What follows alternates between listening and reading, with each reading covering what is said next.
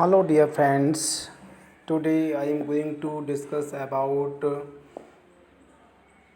TGT English Test Series Part 3rd. This video is related to about William Shakespeare. Before discuss about all these questions, I would like to tell you something in brief about the life history of William Shakespeare. So, guys, as you know, William Shakespeare was born in Stratford on Avon, England on 23rd April in 1564 and baptized on 26th April in 1564. This day is also known as St. George's Day, and his father John Shakespeare was a rich merchant and came of a rich family. His mother belonged to family of Arden. As we know, in brief, his father's name John Shakespeare, his mother's name Mary Arden, and about in brief about his education. At the age of 7, he joined grammar school in Stratford, and he married to Annie Hathaway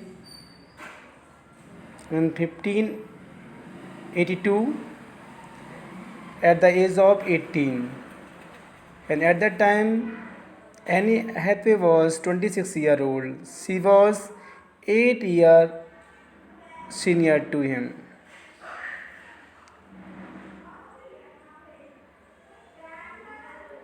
He had a daughter, Susanna, after 6 months of his marriage, and then a twin,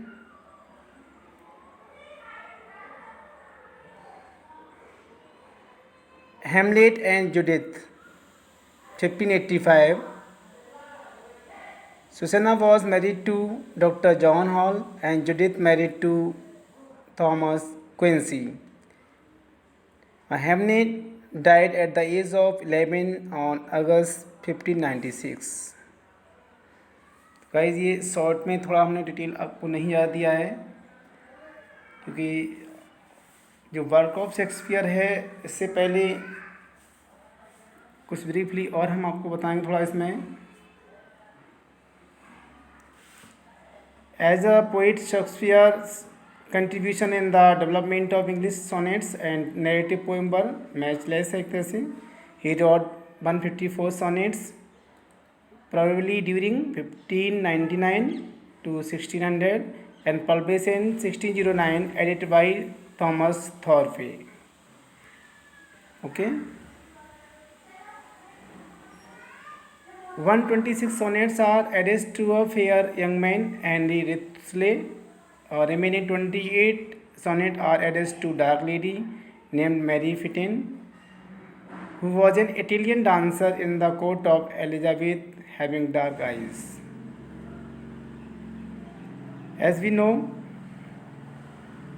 he wrote 2 narrative poems also, Venus and Adonis in 1595, The Rape of Lucrece in 1594. Okay.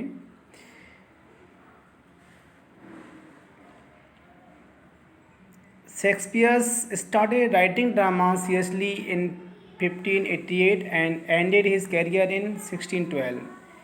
In these 24 years, he composed 37 plays. At the time of Shakespeare's death, 21 plays existed in the manuscript in various theatres. The first printed collection of his play, now called the First Folio, 1623 की बात है ये, was made by 2 actors, Hemming and Condell. Okay, this contained 36 out of 37 play, and Pericles being omitted at that time. It was not included. This contain Pericles was printed along the folios 1664 to 1665। और Shakespeare के work को देखिए, William J long ने इनको divide किया है 4 part में। अ period of early experiment जो 1587 से 1595 तक चला है, और अ period of rapid growth and development जो 1595 से लेके 1600 तक चला है, और पीरियड ऑफ ग्लोमेन डिप्रेशन 1600 से लेके 1607 तक, a period of restored serenity of calm after storm 1607 से 1612। और दूसरा क्रिटिक प्रोफेसर जो हैं Dowden has divided Shakespeare's career in 4 period, उन्होंने इसको डिवाइड किया है। फर्स्ट पीरियड उनका जो चला है इसमें 1588 टू 1595, इसको इन द वर्कशॉप के नाम से जाना गया है इस पीरियड को। मोस्टली इसमें हेनरी 6 को लिखा गया है, इसकी part 2nd, 3rd and 1st tetralogy. Richard 3rd भी इसमें इंक्लूड है।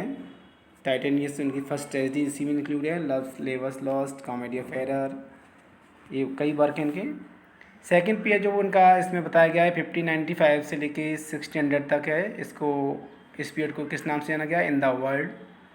और इसके मोस्ट वर्क जो हैं मशीन ऑफ वेनिस है, हेनरी 4th है part 1st 2nd, much ado about nothing, as you like it, all is well that's end well, 12th night, taming of the shrew, ये हैं आपके इसमें।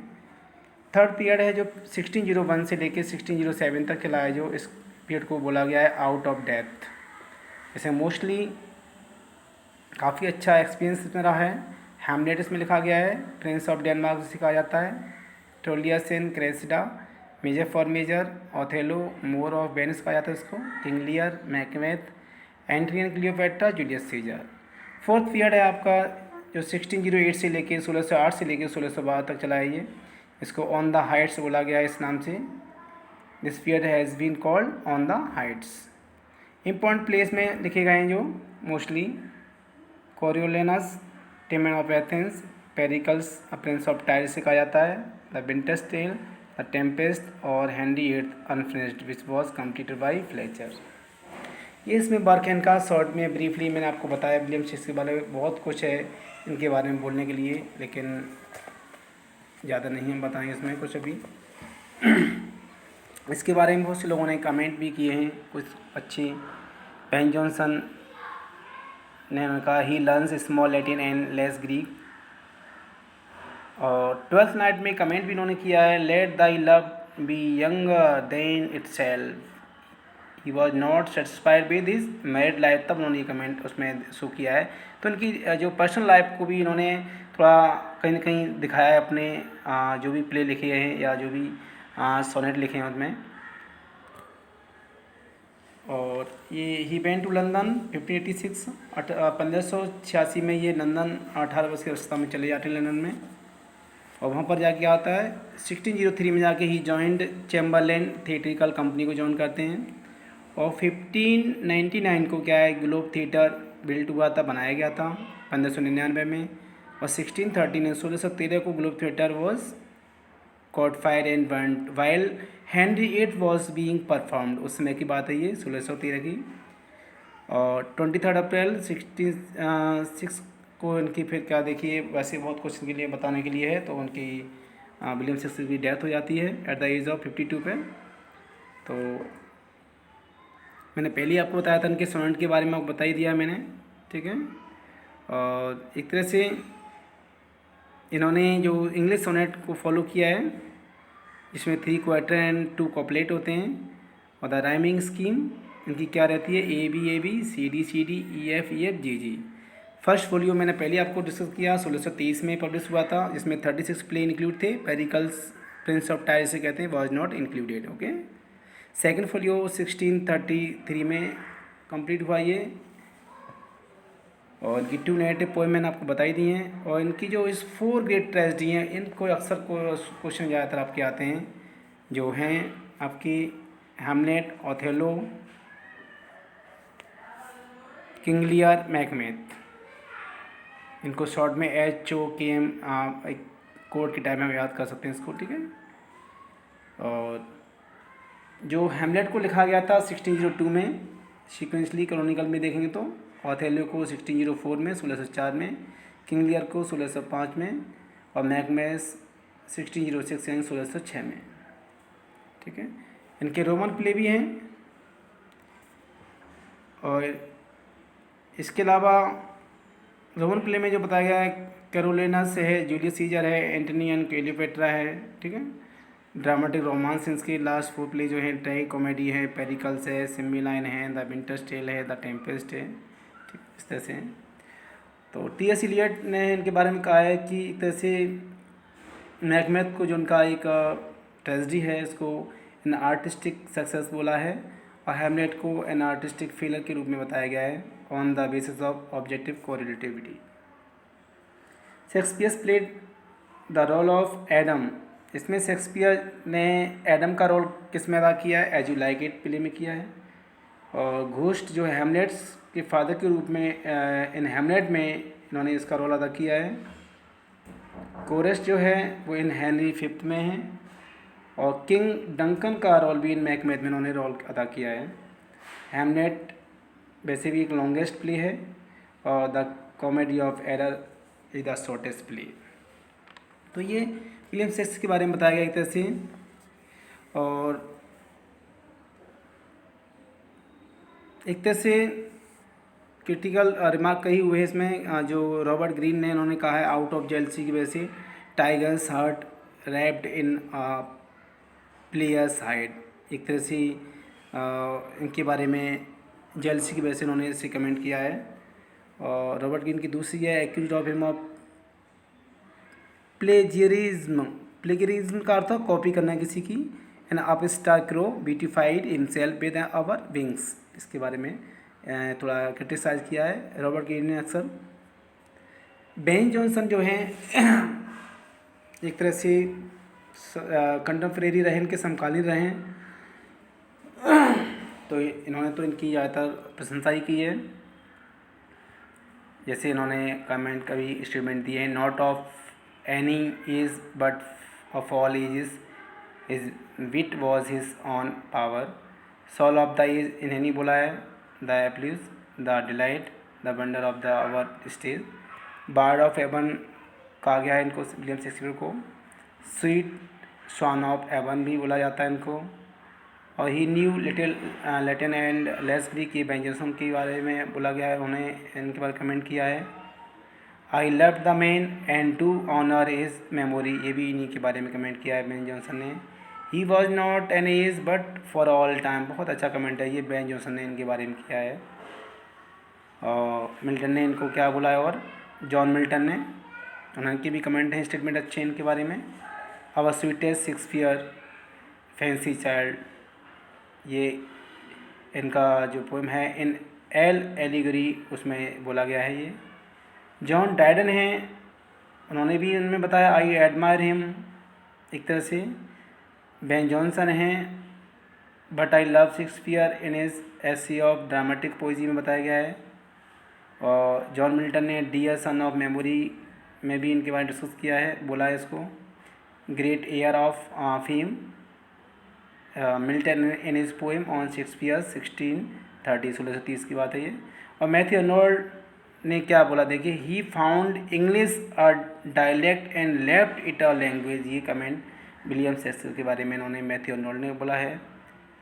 और इनका एक और कमेंट बहुत अच्छा है, अक्सर एग्जाम में पूछा जाता है, वो है other avoid our question thou art free, यानी हमारे जो क्वेश्चंस हैं उसका फॉलो सभी करते हैं लेकिन आप उससे फ्री हैं। इन ये सोनेट शेक्सपियर में उन्होंने बोला है ये। तो ये गोथे हैं, उनका भी कमेंट है, I don't remember that any book और पर्सन और even in my life ever made so great an impression upon me as the play of Shakespeare. वो कह रहे हैं मुझे कुछ ध्यान नहीं है किसी बुक के बारे में, किसी व्यक्ति के बारे में, कोई भी घटना के बारे में हमारे जीवन की, जिसने इतना हमें इम्प्रेस किया हो जितना कि हमारे शेक्सपियर के प्ले ने मुझे प्रभावित किया है। ये गोथे की कमेंट है, बहुत अच्छी स्टेटमेंट है। जॉन रस्किन ने कहा है ये Shakespeare has no heroes but only heroines, ये कमेंट कहा गया, स्टेटमेंट बोला गया है। W.J. लॉन्ग ने in a word he is the universal poet. और जॉन मिल्टन ने डियर सन ऑफ मेमोरी पहले बताया, ठीक है। तो इस तरह से शेक्सपियर की जो ट्रेजेडी हैं उसमें बताया गया है करेक्टर इज डेस्टिनी, एक बहुत अच्छा नोट है इनके बारे में। टेम्पेस्ट को the swan song last work बोला जाता है विलियम शेक्सपियर का।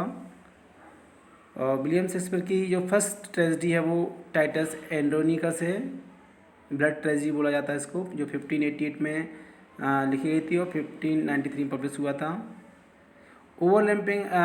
ओवरलैपिंग एम्बिशन ये मैकबेथ में दिखाया गया है, और नोबल एंड एक्शन हैमलेट में, और ट्रेजेडी ऑफ लिटरेक्शन हैमलेट में चर्चा हुई है। और इस तरह से ये शॉर्ट में मैंने आपको बताया विलियम शेक्सपियर के बारे में। Now let's look all these practice set और practice questions for your TGT exam. So it is your test series. First question is given: in William Shakespeare's tragedy, the dominant note is. William Shakespeare के tragedy जो दी है उनमें सबसे बड़ा dominant बोलते सबसे महत्वपूर्ण नोट क्या बताया गया है? Option A character is destiny, option B destiny is character, option C regional is superior, option D character has no role. तो which will be the right option guys? Guess, hurry up. I hope आपने guess लगा लिया होगा। जो भी competitor हैं जो preparation कर रहे हैं टीजीटी को लेके फॉर अपकमिंग और टीजीटी और PGT examination, so right answer will be option number A character is destiny. Okay, next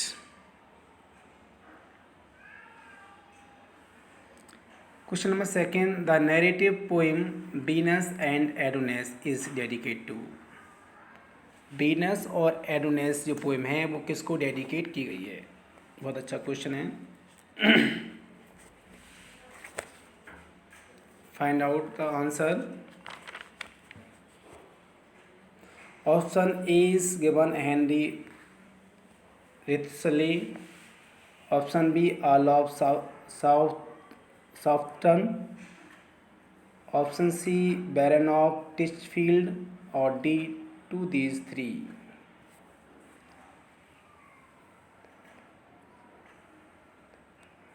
फिर अगेन देखिए ऑप्शन क्या है आपका पहला हेनरी रिथोस्ले, और बी है Earl of Southampton, C Baron of Titchfield, और डी टू दीज थ्री। तो फाइंड आउट करिए कौन सा ऑप्शन है, क्या है इसका आंसर राइट। देखिए हम थोड़ा आपको रिमाइंड कराएं, जो वीनस एंड एडोनिस जो आपकी है नैरेटिव पोएम है ये शेक्सपियर की, जो 1593 में इसको लिखा गया, एक नैरेटिव पोएम है। इट इज़ डेडिकेट टू, जो किसको डेडिकेट की गई आपको पता होना चाहिए पूरी तरह से, क्योंकि it is a poem of 6 line stanza की पोएम है ये। इसमें it has quatrain followed by a couplet, है ना, जो विलियम शेक्सपियर का सोनेट एक इनका जो टर्म है उसके अकॉर्डिंग लिखी गई है। इसमें Venus loves Adonis but fail to win him, ठीक है। She asks him to meet her the next day but he goes for hunting the boar, next morning she find him dead as the boar kills him. तो उसमें थोड़ा ये sadness scene दिखाया गया इसमें। तो right option will be two these threes ना, क्योंकि ये तीनों ही सही हैं। इन्होंने डेडिकेट किया है ये तीनों को, Henry Wriothesley, Earl of Southampton, Baron of Titchfield, to these three. Okay, क्योंकि इनकी एक नैरेटिव पोएम और है द रेप ऑफ लुक्रेसी, जो 1594 में इसको लिखा गया, नैरेटिव पोएम है, ठीक है, अबाउट लुक्रेसिया के बारे में। It is written rhyme royal में लिखा गया इसको, जो 7 लाइन में। It is also dedicate to the same writers. Okay, तो इस तरह से इसमें Lucretia is the wife of Collatinus के बारे में बताया गया है। She commit suicide, the nephew of the king make a parade of her body, it result in the revolt against the Tarquins. तो ये it has 47 stanza of 7 line each है ना, इसमें 47 स्टेंजा हैं और ईच लाइन जो है 7 जो दिया हुआ है 7 लाइन ईच। तो it is written in the rhyme royal, और इसकी जो राइमिंग स्कीम इसकी भी है, द रेप ऑफ लुक्रेसी की भी जो है ABA BBCC, ठीक है। नेक्स्ट है क्वेश्चन आपका third, in which place William Shakespeare has presented a royal criminal. किस प्ले में इन्होंने एक रॉयल क्रिमिनल का रोल अदा किया है। Option A King Lear, option B Richard third, option C Henry eight, option D Henry fourth. बताइएगा इसमें राइट आंसर क्या होगा आपका। Richard third, answer number second B, it the right answer. Richard third, जैसे King Richard third जो है 1593 में लिखा गया था ये। Holinshed's chronicles and Thomas More's the history of King Richard third है ये। The play complete the tetralogy, यानी टेट्रोलॉजी बोलते हैं 4 प्ले के लिए, whose first 3 part are the Henry 6 play हैं 3 पार्ट, और एक आपका रिचर्ड थर्ड है ये। इस तरह से टेट्रोलॉजी कंप्लीट होती है इसमें, ठीक है। उसमें ये रॉयल कैमिल का इन्होंने अदा किया है रोल, विलियम शेक्सपियर ने। Question number 4, Macbeth great tragedy में तो एक है, मैंने आपको अभी बताया था 4 ग्रेट ट्रेजिडी उनकी थी, है ना। HOKM बताया था, हेमलेट, ओथेलो, किंग लियर और मैकबेथ। तो ये ग्रेट ट्रेजिडी में है हेमलेट की, और जो आपकी विलियम शेक्सपियर की। Macbeth is regarded as the tragedy of, Macbeth को किस तरह से किस प्रकार की ट्रेजिडी बोला गया है। ए पॉइंट है आपका noble in action, B overlapping ambition, C excessive of pride, और डी जेलसी ऑफ नेचर। देखिए इसमें नोबल इन एक्शन एक इसमें यूज हुआ है, हेमलेट में हुआ है ये टर्म।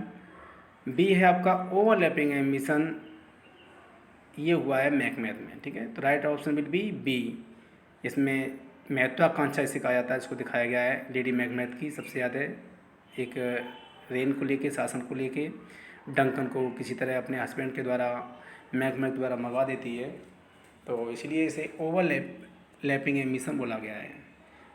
इसी में एक्सेसिव ऑफ प्राइड, ये ओथेलो में ही वर्ड यूज हुआ है, एक्सेसिव ऑफ प्राइड ये टर्म है, यानी अधिक प्राइड होना ओथेलो में बताया गया ये।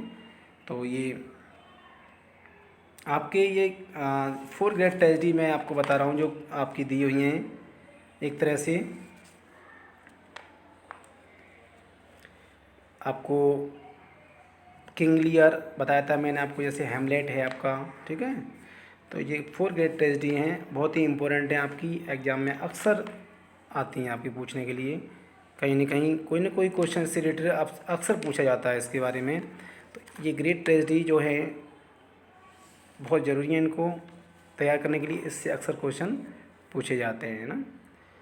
तो इसमें आपका ये आंसर हमने अभी बताया, ठीक है। जैसे हेमलेट बताया, हेमलेट आपको पता ही है, इसमें prince and son to the former king of Duncan का पुत्र है ये, ठीक है। गर्ट्यूड इनकी माँ का नाम था, मदर टू हेमलेट थी। क्लॉडियस किंग ऑफ डेनमार्क था ये, और हॉरेशियो फ्रेंड है इसका, और पोलोनियस लॉर्ड चैम्बरलेन था। ओफेलिया बिलव्ड है हेमलेट की, और डॉटर टू पोलोनियस, ठीक है। यही इसमें मेन करेक्टर हैं, ठीक है। इसकी कई का तमाम कमेंट भी इसके पूछे जाते हैं। तो ओथेलो जो दिया हुआ है जैसे मैं बताया, तो ओथेलो के बारे में ये 1603 से 4 तक लिखा कंप्लीट हुआ है ये। तो इसमें भी second greatest tragedy of Shakespeare की है एक तरह से, और इसमें विलेन का रोल किसने किया है, यागो ने किया है, ये कई बार क्वेश्चन पूछा गया है। ओथेलो क्या है, noble moor in service of Venice है। डेस्डेमोना वाइफ ऑफ ओथेलो है, और daughter to Brabantio. Cassio Othello उसका लेफ्टिनेंट है एक तरह से उसी आर्मी में। और रोड्रिगो एक वेनेशियन जेंटलमैन है बताया गया इसमें। अमेलिया वाइफ टू यागो है। और ग्रेशियानो ब्रदर टू ब्रेवेंशियो, ये मेन करेक्टर हैं इसमें। तो यागो का ज़्यादातर क्वेश्चन पूछे थे या डेस्डेमोना जो फीमेल करेक्टर है, ये ज़्यादा अक्सर क्वेश्चन इसके रिलेटेड आता है। Next question, William Shakespeare was not of an age but for all time was uttered by. मैंने अभी आपको ये बताया भी था briefly. Shakespeare was not of an age, किसी एक एज के लिए नहीं थे वो, बट फॉर ऑल टाइम, हर समय के लिए एक तरह से जीव से हैं वो। तो ये क्या है, इसमें ऑप्शन है John Milton, Matthew Arnold, Ben Jonson, टी.एस. एलियट। तो इसका क्या हुआ answer,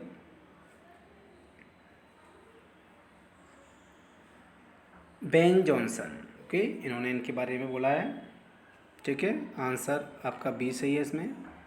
next, our mirror minded Shakespeare, this is the phrase about William Shakespeare by. Mirror minded का मतलब होता है एक तरह से मैनी माइंडेड, यानी कई माइंड हैं ऐसे, काफ़ी सुपर ब्रिलियंट पर्सन एक तरह से। इस विलियम शेक्सपियर के बारे में बोला गया है किसके द्वारा, option A William Wordsworth, option B John Milton, option C Matthew Arnold, option D S T. Coleridge. तो ये एस.टी. कॉलेज के द्वारा बोला गया ये। ठीक है, इसमें और भी आपके इसी तरह से क्वेश्चन कंटिन्यू रखे जाएंगे आपके अगली कड़ी में इसी तरह से।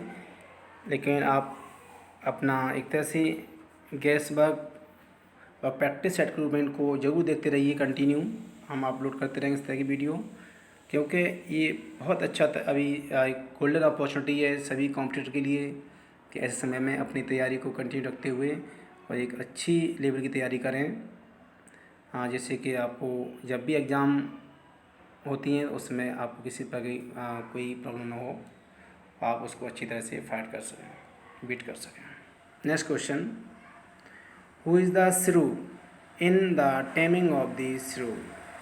The taming of the shrew जो इनका वर्क है विलियम शेक्सपियर का, तो इसमें पूछा गया श्रू किसको कहा गया। श्रू जानते हो, श्रू का मीन्स एक तरह से है क्लेवर के लिए, यानी चालाकी के लिए। चालाक कौन है सबसे ज़्यादा, एक तरह से नोटी टाइप का कौन है इसमें करेक्टर, तो इस तरह से उसको पूछा गया ये क्वेश्चन, ये श्रू। तो देखिए ये टेमिंग ऑफ द श्रू 1594 में ये लिखा गया था, इटली की बात हुई है इसमें। सोर्सेस की गैसियोजन अरिस्टो के हैं इसके सोर्स। It has been called first low romantic comedy से बोला गया जो 5 एक्ट में लिखी गई है, the taming of the shrew. इसकी this is first play in which William Shakespeare introduce play within play. ये पहला ऐसा प्ले है जिसमें play within play role को अदा किया गया है, प्ले के अंदर प्ले। ठीक है, एक तरह से इसमें the plot of this play is concern with the successful attempts of Petruchio to tame into obedience and love the Katherina the shrew daughter of Baptista. Baptista की बेटी का नाम था इसमें कैथरीना। ठीक है, तो आपको पता लग गया होगा आंसर इसमें ऑप्शन नंबर बी सही है, जो इसमें एक क्लेवर डॉटर की रूप बताइए जो कि एक ओबीडियंट बच्ची नहीं थी। ये बैप्टिस्टा की काफ़ी परेशान था, कोई शादी नहीं कर रहा था इससे। और इसकी दूसरी जो बड़ी बेटी है बेन का, जो तो Bianca daughter to Baptista and sister of Katharina है ये। ठीक है, और Lucentio in love with Bianca है। और एक तरह से इसमें और भी करेक्टर हैं, जर्मियो है, हॉर्टेंसियो है, आर शूटर ऑफ बेन का। और पेट्रिशियो मेन करेक्टर है और जेंटल मैन ऑफ बरोना का है ये शूटर ऑफ कैथरीना। ये पेट्रिशियो ही ये डिटरमाइन करता है कि मैं इससे शादी करूँगा, कोई करे या ना करे, और उसको कैथरीना की पूरी मेंटलिटी को चेंज कर देता है अपने बिहेव से, अपनी चालाकी से। तो एक तरह से राइट ऑप्शन आपका क्वेश्चन नंबर 7 का है बी कैथरीना। ओके, नेक्स्ट है क्वेश्चन, लव्स लेवर लॉस्ट इज क्या है ये? Option number A a great tragedy, option number B a romantic tragedy, option number C a lyrical farce, option number D a boring prose epic. Loves लेवर lost क्या है? 1594 में लिखा गया था ये। सोर्स इटालियन वर्क है ये, कॉमेडिया डेली आर्ट से। और एक तरह से it is describe as pleasant conceited comedy है,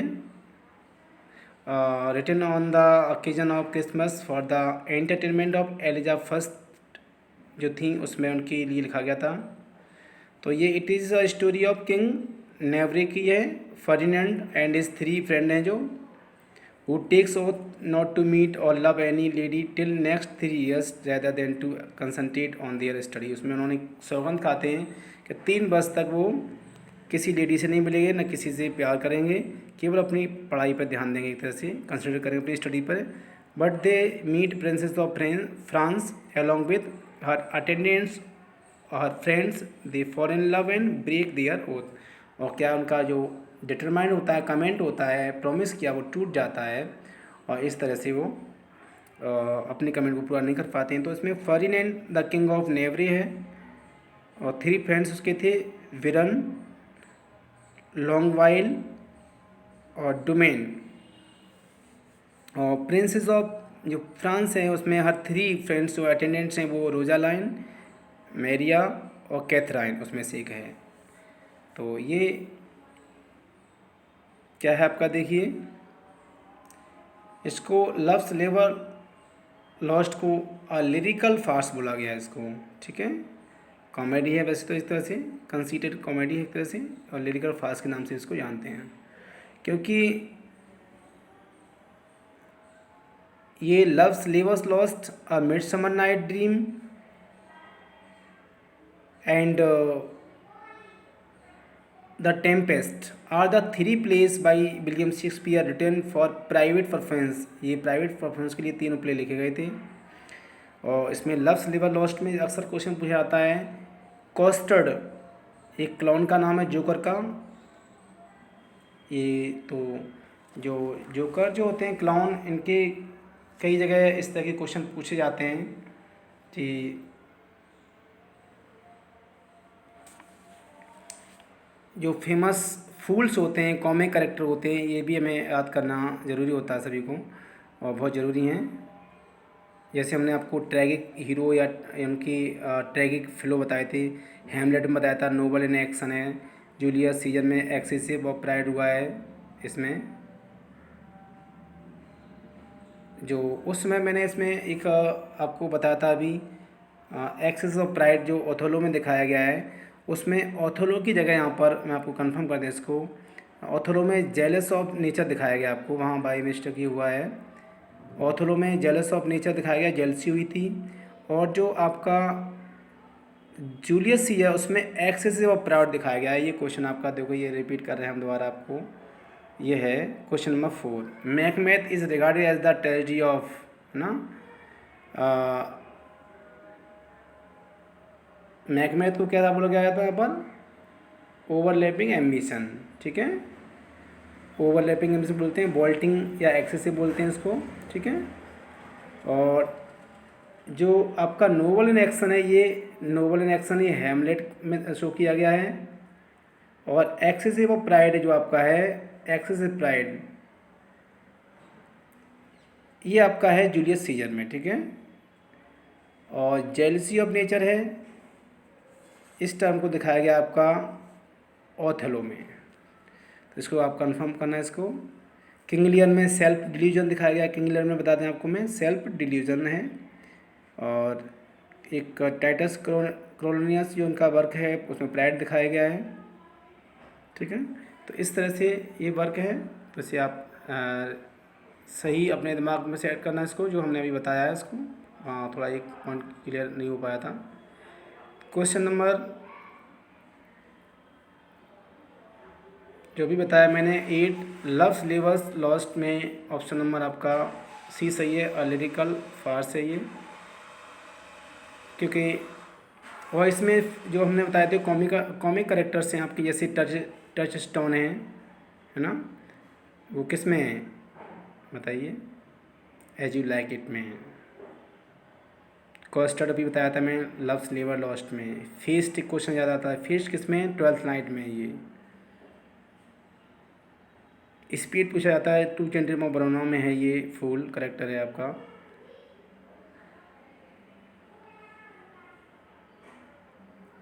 पोर्ट एंड मैकमेथ में है। इसी तरह क्वेश्चन आपके फेमस जो हीरोइंस फीमेल करेक्टर हैं पूछे जाते हैं। हीरो किसका है? इन मैच एडो अबाउट नथिंग में। कैथरीन अभी बताई थी, इन द टेमिंग ऑफ स्रो में। क्लियोपेट्रा, एंटनी क्लियोपेट्रा आपको सभी जानते हैं। कॉर्डेलिया किस में थी? इन किंग लियर में थी। डेस्डेमोना किस में? इन ओथेलो में है। हर्मिया किस में? इन मिडसमर नाइट ड्रीम में है। और आपका इजाबेला किस में? इन मेजर फॉर मेजर में है। Julia in the two gentleman of Verona में है। जूलियट है रोमियो जूलियट में। और मिरांडा आपको सब पता ही है, द टेम्पेस्ट में हीरोइन है। ओफिलिया किस में है? इन हेमलेट में। पोर्सिया किस में है? द मर्चेंट ऑफ वेनिस में। रोजालिंड किस में? इन एज यू लाइक इट में। ब्यूला किस में? इन ट्वेल्थ नाइट में।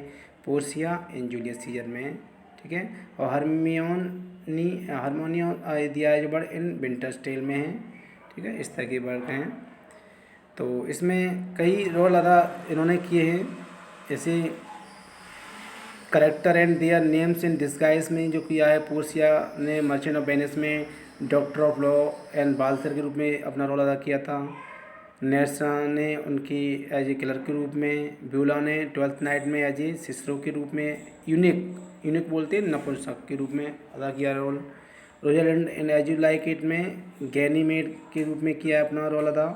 सीलिया जो थी इन एज यू लाइक इट में एलिना के रूप में थी। और इस तरह से इमोजन जो है इन सिमिलाइन एज द पीस। और ऐसे कई वर्क हैं आपके। नेक्स्ट क्वेश्चन है आपका question number 9, in which Chronicle play did William Shakespeare collaborate with Fletcher. कौन सा वर्क है क्रॉनिकल प्ले जो है जो विलियम शेक्सपियर ने मिल के लिखा है फ्लेचर के साथ में? हेनरी फोर्थ, हेनरी एट्थ,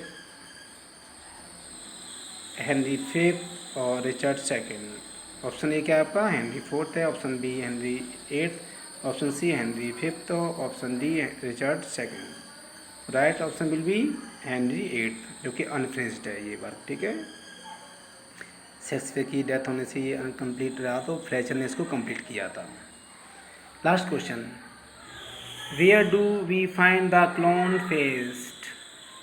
अब देखो मैंने अभी बताया था आपको, जो कॉमिक करेक्टर है फेस्ट वो किस प्ले में दिखाया गया है? A option two gentleman of Verona, B option twelfth night, C option taming of the shrew और डी है अ विंटर्स टेल। तो right option will be fest. बताइए किस में? हमने आपको बताया था अभी ट्वेल्थ नाइट। इसमें आपको क्या दिखाया गया है? ये क्लॉन जो है फेस्ट को दिखाएगा ट्वेल्थ नाइट में, ठीक है। और टू जेंटलमैन ऑफ वरोना इसमें कौन है क्लोन? कॉमिक कैरेक्टर कौन है इसमें? स्पीड, ठीक है। टेमिंग ऑफ द श्रू, टेमिंग ऑफ द श्रू इसमें कौन है? ग्रूमियो, GRUMIO, ग्रूमियो। और विंटर्स टेल में कौन है? विंटर्स टेल, गैस करिए। विंटर्स टेल में जो क्लाउन है ऑटोलाइकस, AUTOLYCUS, ऑटोलाइकस क्लाउन का रोल अदा किया उन्होंने। पॉम्पी जो मेजर फॉर मेजर में है। Launce in two gentleman of Verona में ये भी एक कॉमेडी का रोल उसने अदा किया है।